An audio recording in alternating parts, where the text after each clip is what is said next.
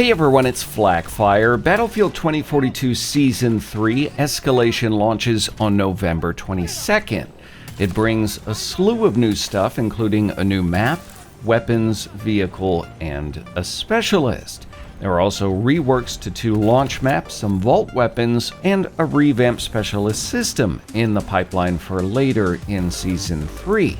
Special thanks to EA and DICE for giving me some hands-on time with the new content here today. So, up first, let's talk about the new map, Spearhead.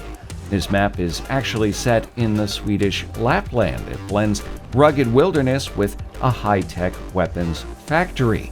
I had the opportunity to play both 64-player Conquest and Breakthrough on Spearhead, and I will say that it played quite well on Breakthrough. Little bit grindy, but sometimes that's okay. Now, Spearhead is a vehicle-heavy map, but like recent Battlefield 2042 maps and reworks, DICE have provided a lot of cover and combat opportunities inside of tighter spaces. A lot of the combat on the map can be found inside of those big cavernous weapons factories, which do tie into the season's other content well.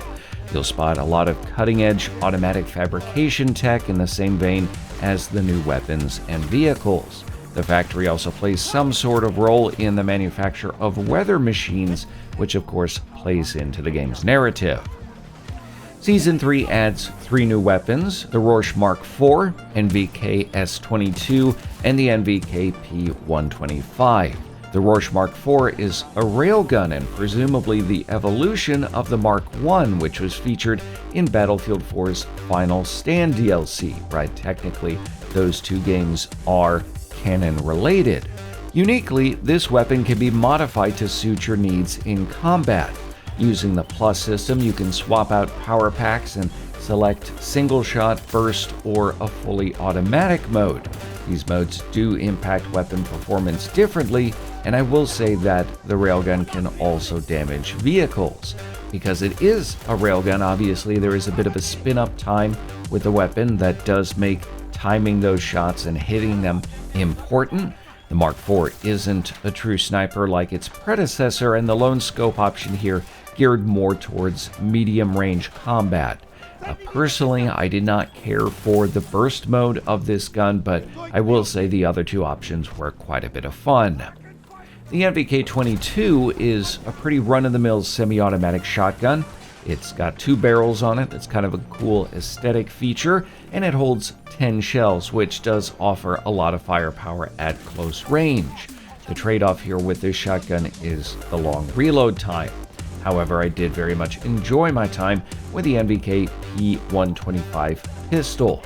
This is a unique bullpup pistol. That design has a longer barrel to it, so you would expect to see increased accuracy, better stopping power, unfortunately at the expense of fire rate. Unfortunately, none of the new weapons offer much in terms of user modification. Meanwhile, developers added a new bit of equipment. In the grenade slot, we now have the throwing knife. I love having the throwing knife back in Battlefield, but I will say the way that it's bound on a controller is irritating. You have to equip it first, or even if you use the game's quick grenade option, it was still incredibly awkward to manipulate that button with your hands on the D-pad. Another big draw of Escalation is the EMK V90 Tor main battle tank.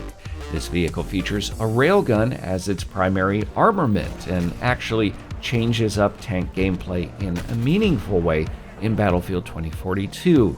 The vehicle has 2 firing modes. You've got a mobility mode and a siege mode. The former offers fast transportation, while the other lets you dig in, reduce your silhouette, and fire quickly. The railgun's behavior is different from other weapons. I noticed this while playing that. For example, you will see that there is reduced projectile drop. Season 3's expansion also adds a new specialist in Rashid Zain. He is an Egyptian-born assault specialist and carries a unique XM370A automatic airburst grenade launcher. This was, of course, inspired by the XM25 from Battlefield 4, but not as overpowered. As you might imagine, there was a lot of discourse on social media about that, a lot of fear, if you put it that way, but I will say, like Crawford's turret, Zane's launcher is balanced quite well. If you take a close look at Zane's character model, you might notice that he actually has cybernetic legs. According to the game's lore, he lost his legs saving civilians in a building collapse.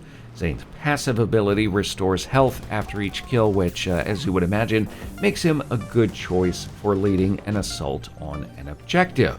All of this content launches November 22nd, but there is yet still more content arriving later in Battlefield 2042's Season 3. This includes the reworks of Manifest and Breakaway, and from the early previews, they look good, but we will of course expect more details in the future. This is also adding the XM8 and A91 to All Out Warfare sometime during Season 3. I will say I did get a chance to use these during the most recent playtest, and man, I definitely missed the XM8. That's one of my favorite weapons from Battlefield Bad Company 2, and it absolutely slapped in the playtest.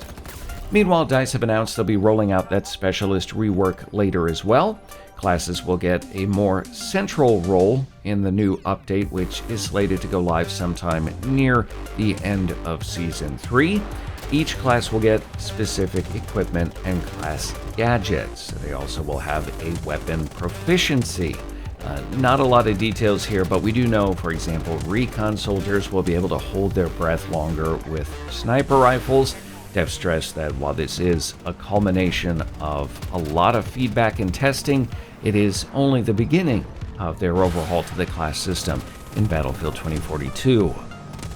As expected, Season 3 features a new battle pass to unlock all of this gear. There are new cosmetics as well, and you can try Battlefield 2042 for free in December. You'll be able to jump in on Xbox between December 1st and December 4th, on Steam between December 1st and December 5th, and on PlayStation from December 16th through the 23rd. Similarly, EA recently announced the game is coming to Game Pass Ultimate and EA Play when Season 3 launches on November 22nd. So if you haven't played Battlefield 2042 yet, you will have plenty of opportunity to do so in the month of December, and sooner if you're subscribed to Game Pass Ultimate or EA Play.